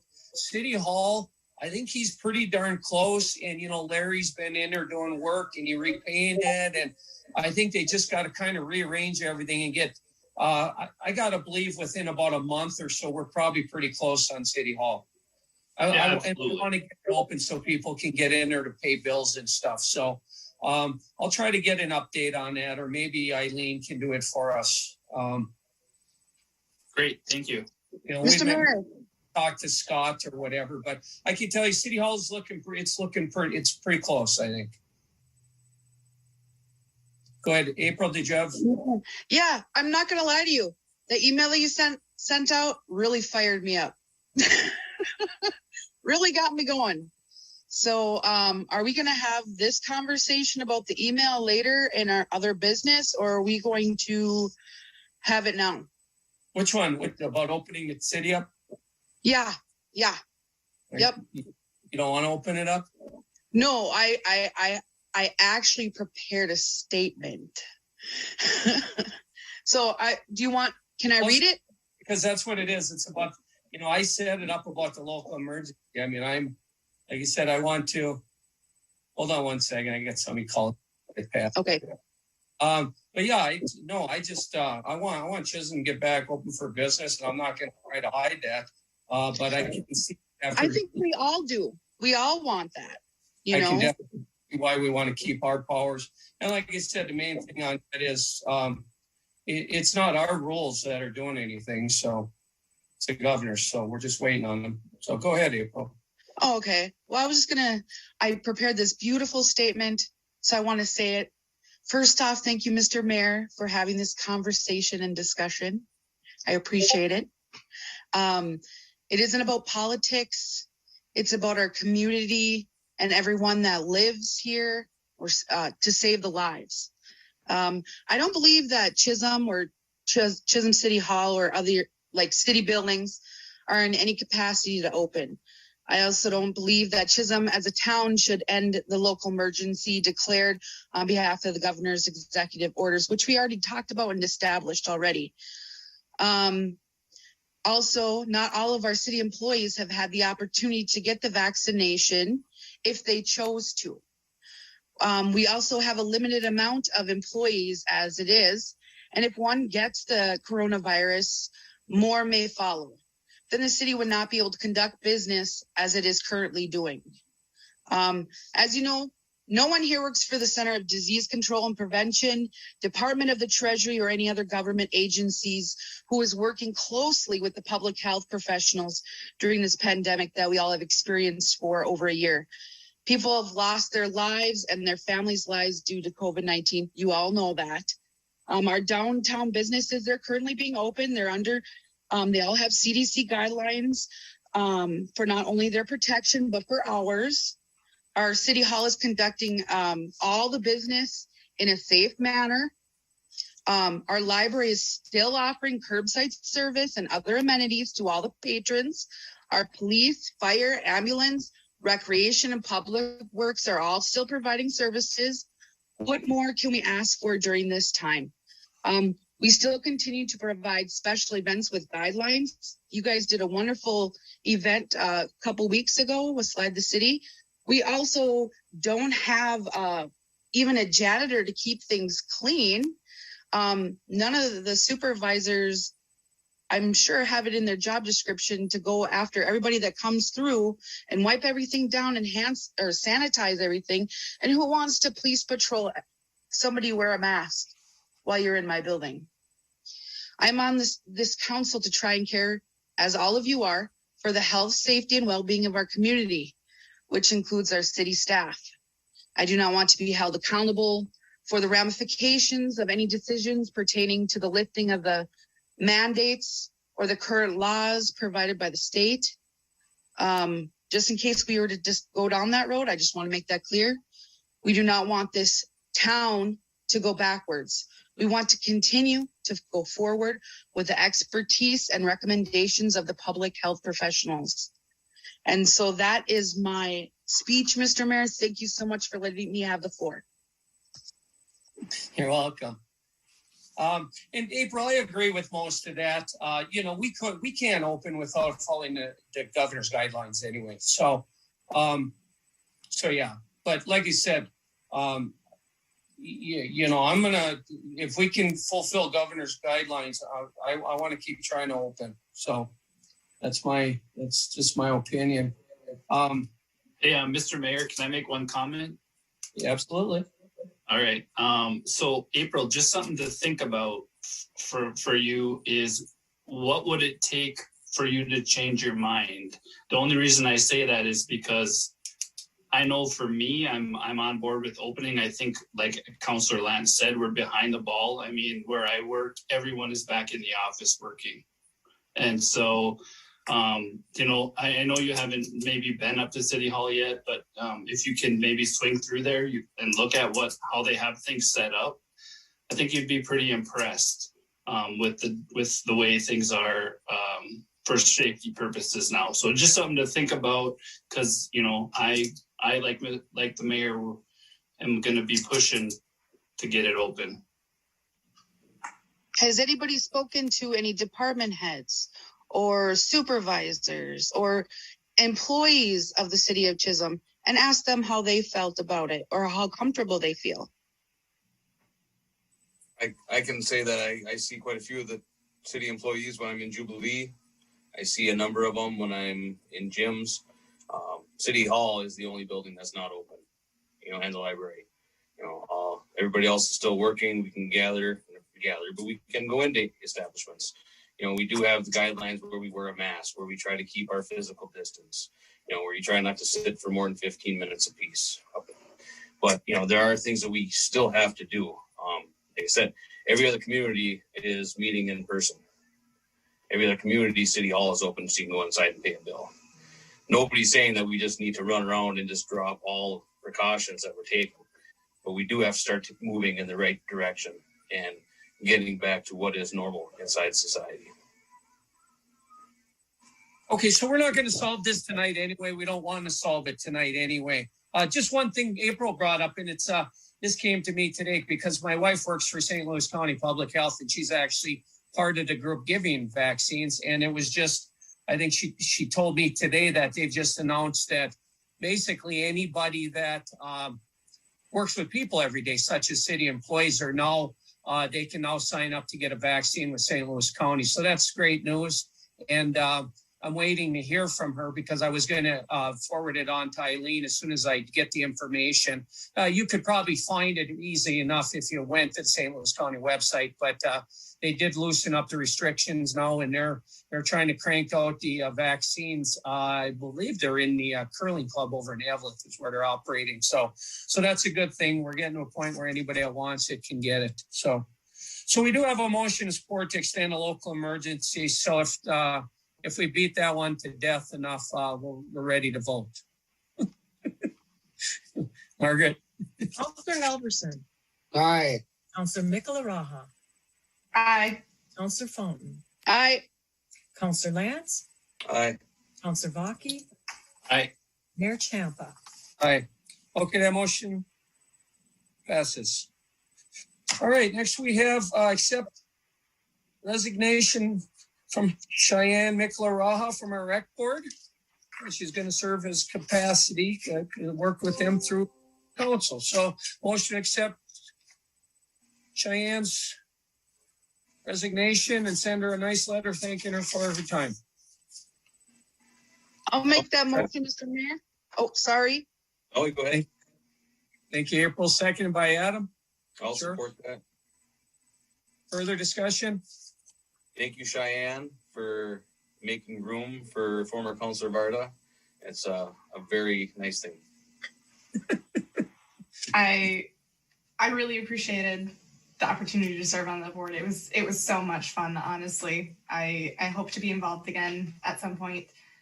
And I'm very thankful that Jim wanted to stay involved in that. He did some really good stuff there. So I felt like it made sense for me to give him that opportunity. Margaret? Councillor Halverson.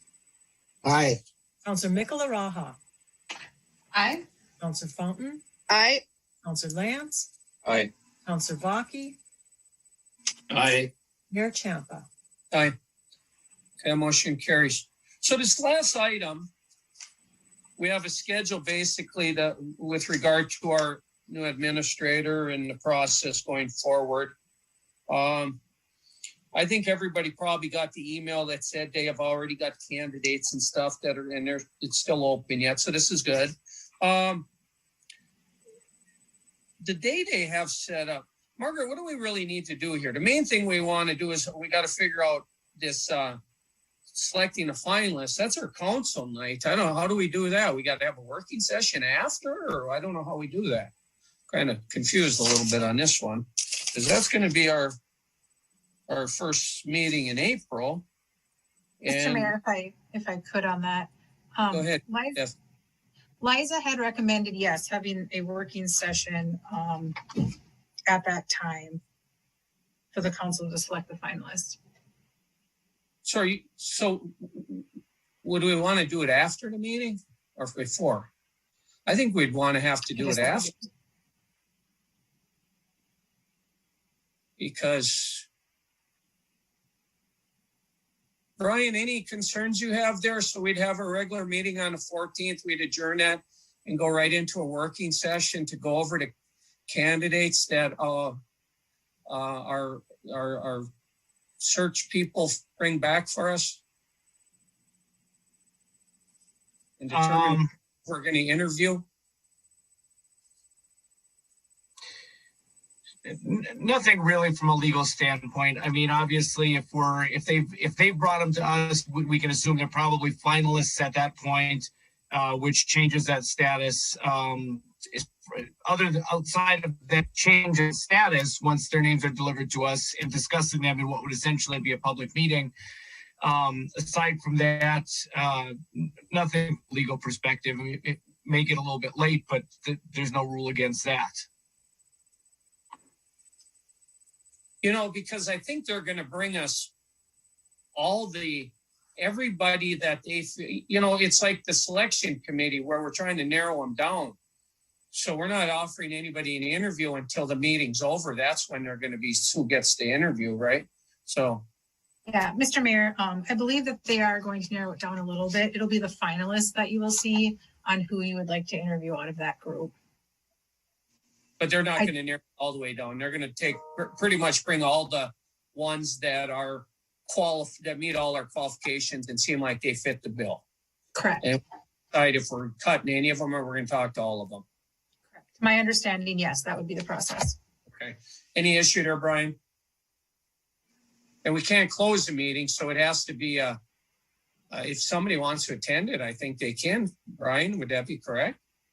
That's correct. There can also be, so typically in this situation, if they're going to be brought into a working session, I would trust that the recruitment firm would give everybody a heads up ahead of time so that they'll know that essentially at that point their name would be public. And if they've got other employers or current employers that they have concerns about, it would give them an opportunity to get ahead of it. So that's really the major consideration, is the timing of when those names become public. And if the names are brought to us at a working session, essentially they would be. I can double check. Stephanie, did you have some? I was just going to say, I could double check with Liza, but I believe that is the process that the names would go public at that time. But I can double check with her to make sure that it is accurate. Okay, so I think what we need here, we need to set that meeting, that working session following our regular council meeting. It's on April 14th, so we can do that. That would be one. So why don't we do it first, and then I want to talk about this other thing that we need to as part of this. So, council, let's look for a motion. Mayor Champa, wouldn't we want to have that working session between April 6th and April 14th after we've seen video interviews and such? I think it's what we're going to do there. Okay. It wouldn't be on the 14th council meeting, but sometime in between those two dates? Is that let me look at them again. So they're going to rank them. Here's the videos of he will administer work-related. Sounds like DDA is going to be done with their work. Marty, we're going to have all the interviews and everything prior to the 14th. And then we're going to talk about the people they forwarded to us and see if we want to narrow it down. I think that's how I read this. So I think we're going to, because on the 6th is where they're going to forward all these interviews and stuff to us. You see that on that schedule? Yep. So I think we're going to know everything about the people that we're going to discuss on the 14th. And all we're going to be doing is deciding if we're giving them all interviews or we're going to narrow it down some more, I think. That's how I read it. Okay. You got a tail up on your shoulder. And my cat's very curious about what we're doing. So council, let's set that to follow our April 14th council meeting. And we'll do whatever. I'm assuming Liza's going to be there with us. So I'd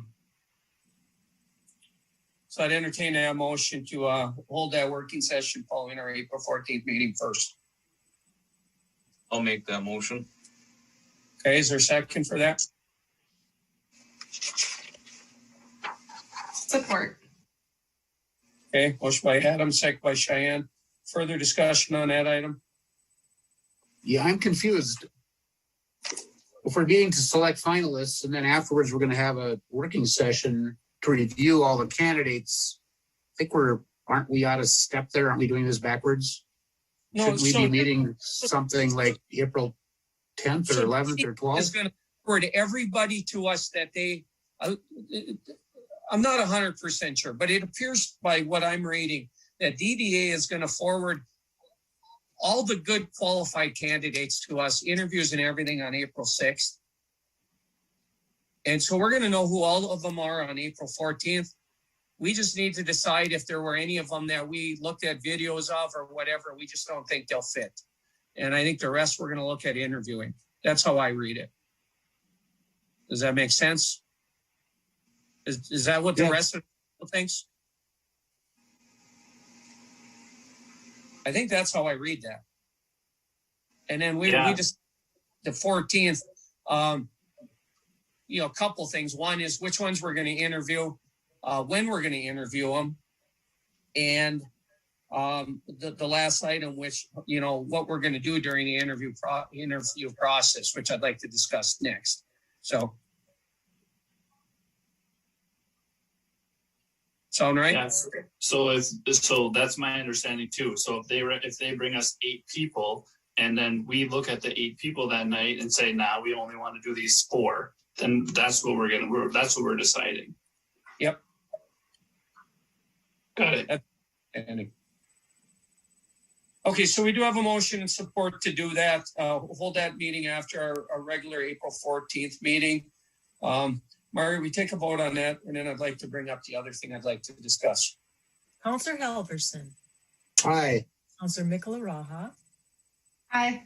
Counselor Fountain. Aye. Counselor Lance. Aye. Counselor Vaki. Aye. Mayor Champa. Aye. Okay, that motion passes. So the last item I wanted to bring up with regard to this, I don't know where I put it now. Oh, right here. So when Liza was on the Zoom meeting with us, she talked about what some other cities do when they do their interview process.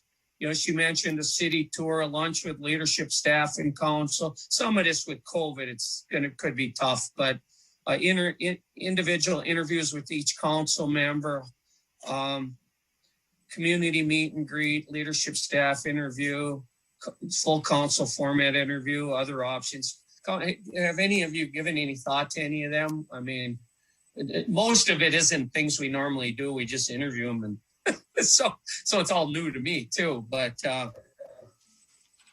if I can make a quick comment, I would be for meeting them in an informal setting, whether that be lunch or something like that, because only to see how they interact on that side of things. Because sometimes when you interview them, you don't see the the other personality aspects of them. So that would be the one thing that I would be in favor of. Okay. Mayor Champa. Yep, go ahead, Marty. There's really no such thing as an informal council meeting. If we have more than 3 people, it's a quorum, it's a legal meeting, so we can't all go to a social event unless we call a meeting. So just keep that in mind, please. Yeah, and we'll have time, like you said, we'll have time to narrow this down on April 14th, but that's what she's going to look for. What are we going to do with these people when we get them up here for their interviews? Obviously, we're going to interview them. And we're going to have to call a special meeting because we're now going to interview them as a group. The whole council is going to be involved. That's our new policy. So we will have to have a special meeting. Brian, thoughts on that? With all of us involved now and doing some of these other things that she thought about? Yeah, as those things happen, I mean, unfortunately, we can't try and fit it under the chance social gathering exception to the open meeting law because they're planned events. I think Councillor Halverson makes a good point that, I mean, you note it or notice as a working session. And then basically if a member of the public wants to come in and sit and watch everyone have lunch, I suppose they can do that. But yeah, I mean, notice would have to be given to the public that the council is getting together and that there's some item of city business that will be occurring. Mr. Mayor? Yes, Adam. So I definitely agree with Councillor Baki. I think we should maybe get a little creative because obviously a community tour was also something in mind. So, you know, a couple of councillors could easily be set down at the Kiwanis Park, a couple down at the Pocket Park, and maybe somebody down at the Police Park or, you know, the Lake Park, while they're getting a little tour of the town and stopping and having 5 minutes, 10 minutes of a chat. I think Councillor Fulton had, you know, a lot of good ideas as far as getting the leadership and the staff, you know, our supervisors a chance to maybe mix some words. So we can probably put a supervisor at any of those locations also for, you know, a small, you know, meet and greet. And we'd also be outside. This is getting towards spring, so hopefully it's nice out. And we take advantage of outdoor seating and spacing. So, you know, I think it's take a little creativity on our part, but I think that we should definitely do something along those lines. Okay. Like I said, we can come up with this answer, you know, at that meeting when we set the meeting on when we're going to do this. But I mean, definitely think about these items. I like the idea of getting these candidates, the ones we're going to interview, even if we have a city staff person, you know, or a few city staff, to just bring them to the city garage, the water plant, the waste plant, the city hall, the arena, just take them through them, even if it isn't the council, just so they can see it, so that, you know, when we actually get them in front of us, we can talk about some of that stuff. So I like the idea of getting them to see the city a little bit. So that's good. You know, and meeting the staff at the same time, obviously, because they, you know, they'd be running into them. So that's all good stuff. So just think about it, because you know, Liza's going to be looking for how we really want to do that interview process when we bring these people forward. So she's going to be looking for the answer, and we're going to be looking at, you know, I hope to, you know, we're at a council meeting when we make a decision who we're interviewing. I would like to get them into the city if we can, before the next council meeting. So at the next council meeting, we can actually bring someone forward if we find somebody. So I think we realistically are late April. I don't know what their schedule is. That's about it, I think. But I mean, we should be able to get these people in for an interview and get them off in the job relatively quickly after we interview them. So if we find somebody we like. So that's all we need to do on that. Think about it for next time, and we'll talk through it. We'll work through that, and we'll get it right. Anything else for unfinished business? Let me just start. Let me see what I wrote down for next meeting. I put it here somewhere.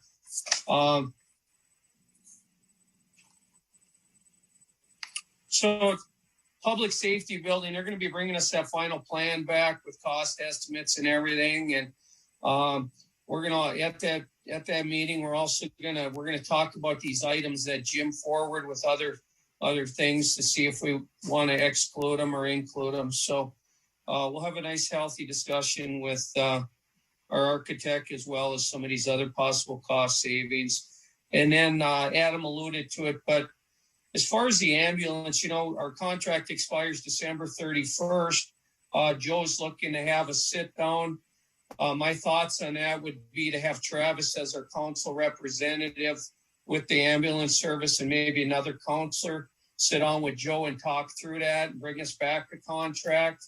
But at the same time, a parallel track. Adam would like to look at the potential possibly doing it as a city providing ambulance service. So I was thinking possibly Adam and another counselor direct them to bring us what they need to bring somebody like a consultant in to do a little study, as Adam alluded to. I don't think there's any harm in looking at both as on a parallel track here, and at some point we'll have to make a decision. But it would be good. We gotta, it's been 10 years or whatever, and it'd be good to at least look at both options. I don't think there's any harm in that. I can't imagine a consultant to come in and tell us what the feasibility is can be too doggone expensive. You should be able to almost get all the information you need in about one day. So after that, it's just crunching numbers. So that's what I hope to do with the two items. And Margaret, while you're listening, maybe just note it so I don't forget to get them two items on there. We'll discuss it later. So anything else from the council? I wouldn't mind even the third leg of that. If we're going to be looking at this, I'm not sure why we've never gone over an RFP with some things that we do. So, maybe that might be a possibility also. And that can certainly be part of that discussion as well, Adam. Okay. Anything else from the council? If not, we'll look for a motion to adjourn tonight. Mr. Mayor? Go ahead, Vern. I'm sorry, it's not my place here, but I'd be remiss if I didn't bring this up. And I'm glad you mentioned what your wife information you gave me. KC Drug also, being that they've lifted restrictions, came to me yesterday, and food service workers, packaging workers, food service workers, so like restaurant employees, our public safety caregivers, city staff can now be also get the vaccination right here in Chisholm through KC Drug, and I know they're using the senior citizen center. So that's also being offered here right in Chisholm, so nobody has to travel. So they wanted me to get the word out on that, and I had forgotten about it, so I'm glad you brought that up, just so everybody knows. Perfect. Anything else? Mr. Mayor, do we have to, the motion was made, do we have to have a vote?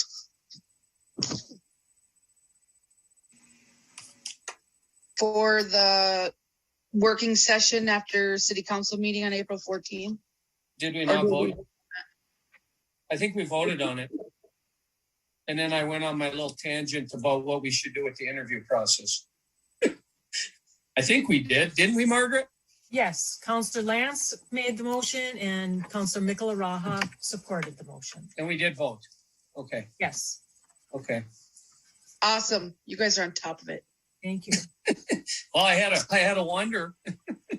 Anything else, Council? My big sister's in town for a day, and she's moving to Florida upon her retirement. I don't know why she's retired. She's only 2 years older than me, but so I'm going to go out and see her. She's waiting for me. So adjourn. Motion to adjourn by Adam, second. Second. Have an awesome time. Second by April. All in favor, say aye. Aye. Aye. Anybody opposed? All right, that motion carries. Everybody have a great night. This meeting is adjourned. Have a good night, everybody. Thanks, everyone. Thank you. Have a good night.